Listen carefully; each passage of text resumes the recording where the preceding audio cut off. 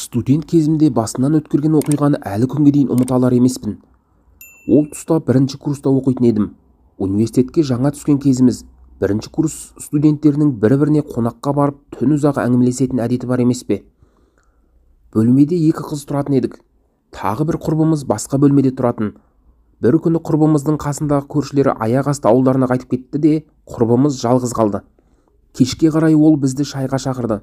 Шай ішіліп, әңгіме айтылып болған соң көршіміз екеуміз құрбымызды жалғызсыратпай сол бөлмеде қонатын болып шештік. Құрбымыз төсек салып беріп бізді жайғастырды.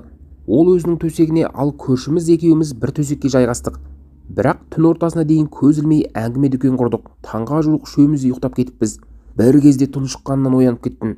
Әлде біреудің мені буындырып жатқанын сездім. Біреудің суық қолы алқымымды босатар емес, жан-жағыма алақ-жұлақ қарап қоямын. Сөйтсем, о тоба, мені буындырып тұрғанның бейнесі көрінбейді. Төсектің маңында ешкім де жоқ. Арпалыса бастадым. Алайда әлгі қол мойныма тастай жабысып алыпты. Босату түгіл одан сайын тұншықтырып буындырып барады. Демім бітуге шақ қалғанда ғана әлгі қол әрең дегенде босатты әйтеуір.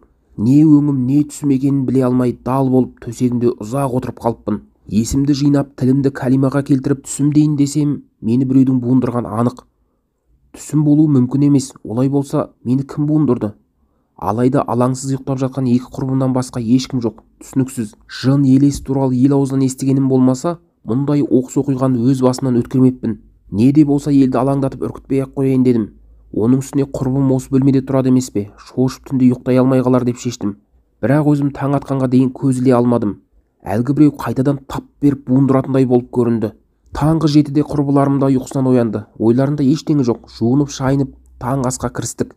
Ештеңеге тәбетім жоқ. Түндегі оқиға есімнен кетер емес. Бұл бөлмеден тезірек кетуді ойлап отырмын. Ішімнен өз-өзіме елдің бөлмесіне келіп нем бар еді деп те ұрсып қоямын. Осы мезетте қасымдағы көршім түннің ортасында әлде біреу мені буындырды деп қойып қалды. Бұл жайлы тіс жармай-ақ қояйын деп едім.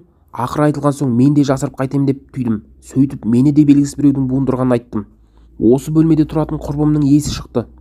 Ол бұрын-соңды мұндайды байқамапты. Үшеуміз де бұл не болуы мүмкін деген ойға қалдық. Әр үйдің өз иесі болатын туралы естісек те, жатақхананың иесі болуы мүмкін деген ой болған емес. Бәлкім сол бөлменің иесі бар болса, бізді жақтырмай сондай әрекетке көшкен шығар. Ал бұл жын не шайтан болса ше, ол да мүмкін. Құрбымның қасында тұратын көршілері анда-санда ұрттап қойып, бөлмені жын ойнаққа айналдыратын туралы еститінбіз. Кезінде әжем лас нәпсі тыйылмаған жерлерде жын шайтан мекен етеді деуші еді. Демек мен сол түнде шайтанмен бетпе-бет кездескем. Сол түннен кейін бұдан былай жатақханадағы бөтен бөлмеге қонбаймын деп шештім. Университет бітіргенше өзгелердің бөлмесіне ара-тұра бас сұқсам да, бұл оқиғадан кейін ешкімнің бөлмесіне қонып көрмедім.